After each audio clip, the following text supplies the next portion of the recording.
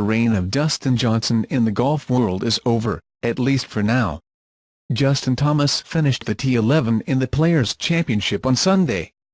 That result, along with the end of Johnson's T17, was enough for Thomas to overtake Johnson as the world's #1 new player. The official classification will be released on Monday.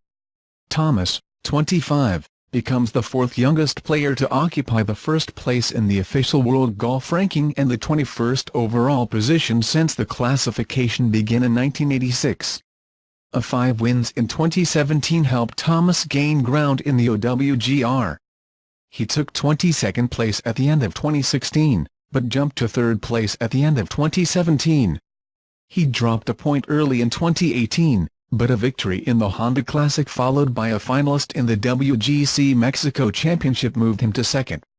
He had a couple of opportunities to pass Johnson recently but he could not do it.